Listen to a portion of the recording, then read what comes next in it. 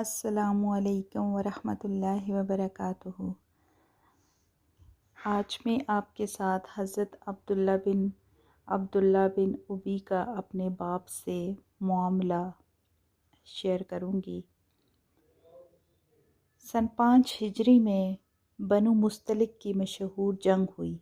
اس میں ایک مہاجر اور ایک انصاری کی باہم لڑائی ہو گئی۔ معمولی بات تھی مگر بڑھ گئی۔ ہر ایک نے اپنی اپنی قوم سے دوسرے کے خلاف مدد چاہی اور دونوں طرح جماعتیں پیدا ہو گئیں، اور قریب تھا کہ آپس میں لڑائی کا مارکا گرم ہو جائے کہ درمیان میں بعض لوگوں نے پڑھ کر صلح صفائی کرا دی۔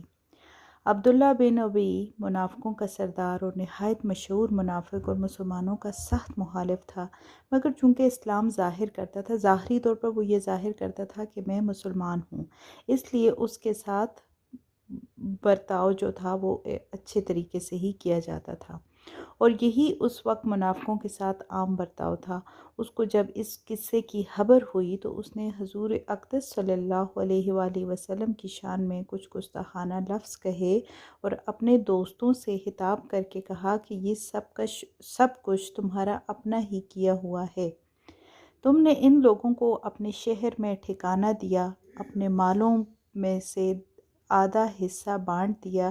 اگر تم ان لوگوں کی مدد کرنا چھوڑ دو تو یہ اب بھی سب یہاں سے چلے جائیں گے، اور یہ بھی کہا کہ خدا کی قسم ہم لوگ اگر مدینہ پہنچ گئے تو ہم عزت والے، اس نے اپنے آپ کو بولا کہ ہم عزت والے مل کر ان ذلیلوں کو وہاں سے نکال دیں گے۔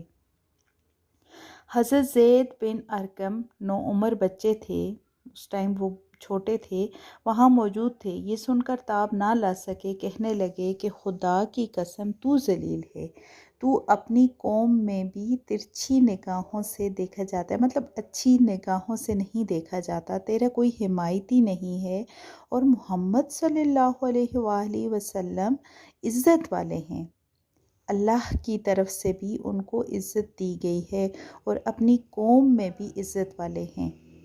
عبداللہ بن ابی نے کہا کہ اچھا چپ کرے، مطلب اس کو خاموش کروا دیا، میں تو ویسے ہی مذاق میں کہہ رہا تھا۔ مگر حضرت زید رضی اللہ تعالیٰ عنہ نے جا کر حضور اقدس صلی اللہ علیہ وآلہ وسلم سے نقل کر دیا، ان کو یہ بات بتا دی۔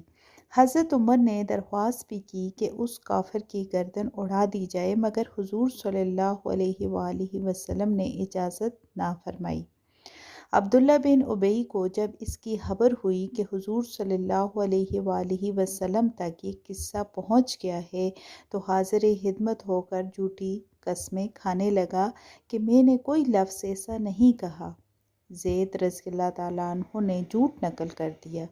انصار کے بھی کچھ لوگ حاضر خدمت تھے، انہوں نے بھی سفارش کی کہ یا رسول اللہ، عبداللہ قوم کا سردار ہے، بڑا آدمی شمار ہوتا ہے، ایک بچے کی بات اس کے مقابلے میں قابل قبول نہیں۔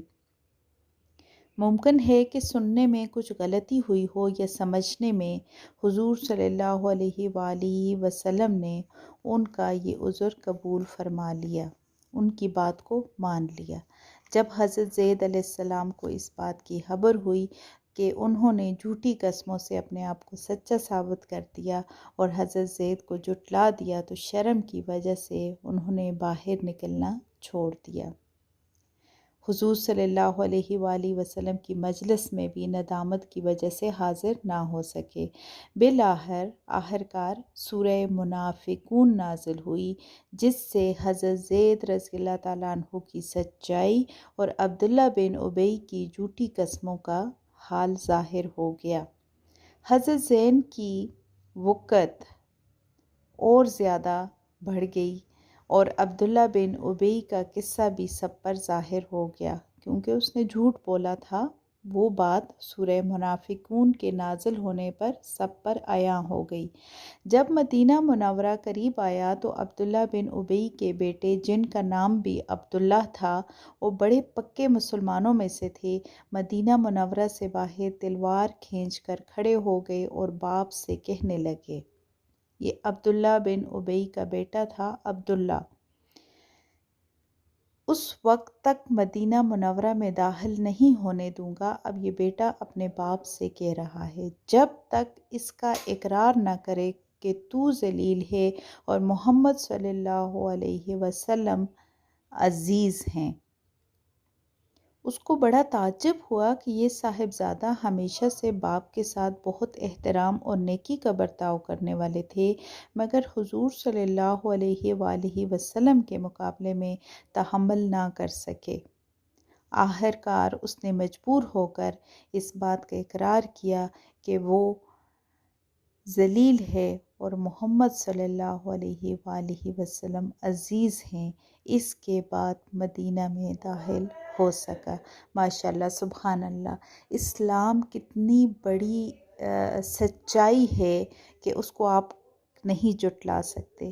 اگر بیٹا باپ کے سامنے کھڑا ہو گیا تو پھر اس کا مطلب ہے کہ اسلام کو پھیلنے سے کوئی بھی نہیں روک سکتا۔ جزاک اللہ۔